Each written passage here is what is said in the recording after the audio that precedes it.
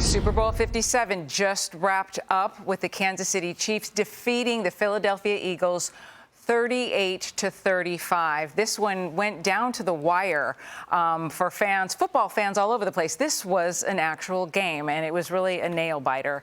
I walked into the green room, and Joey and Concha were they were talking and watching, and Tommy and I, we watched the game, but we paid really close attention to the commercials and halftime show for sure. So that was the big moment for me. So, but still, as far as sports go, this was an exciting one. I can say as a non-football fan. Look at those folks in Kansas City right now, just celebrating the heck out of themselves in the streets there.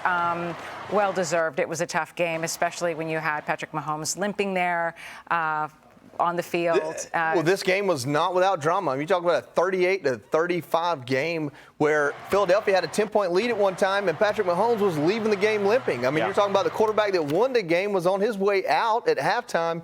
You get a good Rihanna performance, and all of a sudden Patrick Mahomes comes back and wins the game for him. I really just kind of hate it for Jalen Hurts. He threw that interception, or he actually fumbled the ball for 6 points, but then he came back the next drive and ran it in himself.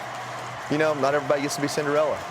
We witnessed, I will say right now, national television, the second greatest Super Bowl of all time, out of 57. Really? The greatest of all time was Tom Brady down 28-3. The game is over, we don't basically. need to talk about that. I even have a headline from the Boston Globe showing Brady on his knees and saying the bitter end, just like Truman, Dewey defeats Truman type of thing. Like they already printed that they're going to lose, and Brady brought him back. This comeback right now, to your point, Joey, Patrick Mahomes, high ankle sprain just 3 weeks ago. You're not even supposed to be playing on something like this. He re-injures it. You see him limp off the field. You think that this game is over. The Eagles are up by 10. The Eagles, who dominated almost everybody this season, are going to now run away with this thing. And instead, he came right back out after the second half, after the halftime was over, and got it to 24-21. And from there, the Chiefs could not be stopped. And then the Eagles, Jalen Hurts, down 8 points, ties the game again. It's 35-35. You don't see this in many Super Bowls very often. Right. And then Mahomes brings them right down the field for a game-winning field goal. Kansas City gets their second Super Bowl championship in 4 years.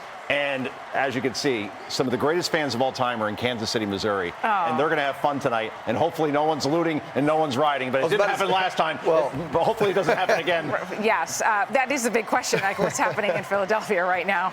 Yes. And how are they going to handle this loss? Not well, I have a feeling. No, Not well. I know it's a tough one. But I don't know, Tommy, I had a good time watching this game. And a lot of times, in all honesty, I'll go to a Super Bowl party. I'll start at the beginning. I'll enjoy some of the commercials. And then I just stop paying attention. And this one was much more fun, at least to watch, because you really didn't know which way it was going to go. And everybody likes a comeback story, and this was an incredible one. And I just have to wonder, wouldn't it be fantastic to be a fly on the wall in that locker room at halftime? Whatever happened, whoever said something to Patrick Mahomes or whatever that conversation was that got them fired up, was it Rihanna? Was it Umbrella? I personally think so. You never know. Ella got in there, and I think that makes you a winner. Yeah, no doubt. And then actually, I heard the announcers talking about it when they were heading into the locker room and talking about Patrick Mahomes, because at halftime he has something that comes out at the tail end, and he managed to bring it through, Joey.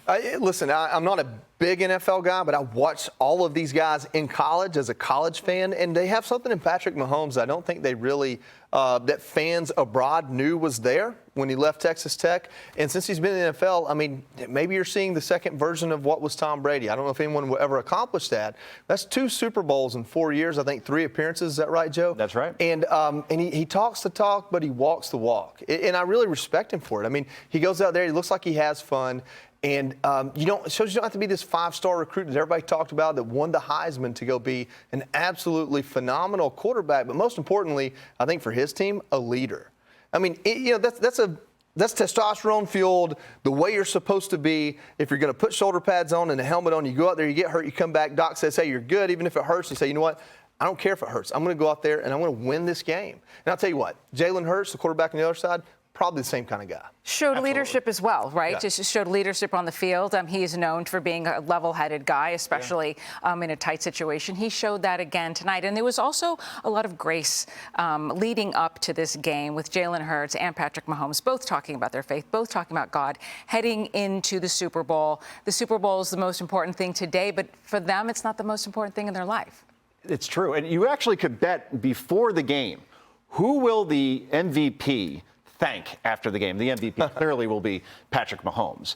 Will he thank the fans? Will he thank his coach? Will he thank God? Right? So you can actually bet on this. So I'm curious to hear the post-game press conference. Will Patrick Mahomes say, I thank my Lord Jesus Christ and God for helping me to get in this position and so on. But overall, I mean, just what we witnessed tonight was an incredible, incredible act of courage by Patrick Mahomes. And the fact that Andy Reid is the Chiefs coach. Who did he coach before this? The Philadelphia Eagles, right? So many storylines here. And now I guess Travis Kelce, who I mentioned before is my wife's hall pass, he now has 2 Super Bowls to his brother's 1 on the Eagles. But either way, the NFL is so blessed. When we're talking about blessed, you can't script these endings any better. Remember last year, the Rams beat the Bengals pretty much in the last minute. And almost every year, it seems like we have these incredible finishes. And that's why we're going to hear that 105, 110 million people watch the Super Bowl. You compare that to the World Series, where maybe 15 million watch, the NBA Finals, 18 million watch. This is America's pastime right now. Right. Because, again, every Super Bowl seems to be right out of a movie. But it's so nice. I mean, it's Americans all together, right, in the same moment, which is rare. Yeah, that's what I want to say about this as somebody who's just watching as a fan of whatever's happening and the pop culture of it all. I will say this. It is so nice after so many years of the NFL doing what the NFL did with the wokeness and the kneeling. It's so nice that it feels like we're returning to this place where sports can unite everybody. Even if you're on opposing teams, opposing cities, opposing states, it doesn't matter. Are we back to the place where sports is a uniter in this country? We desperately need it. I think tonight was a great kickoff to that. Yeah, and a lot of fans out there have spoken of that exact point. So, okay, well, we're going to keep going. Hey, Sean Hannity here. Hey, click here to subscribe to Fox News YouTube page and catch our hottest interviews and most compelling analysis. You will not get it anywhere else.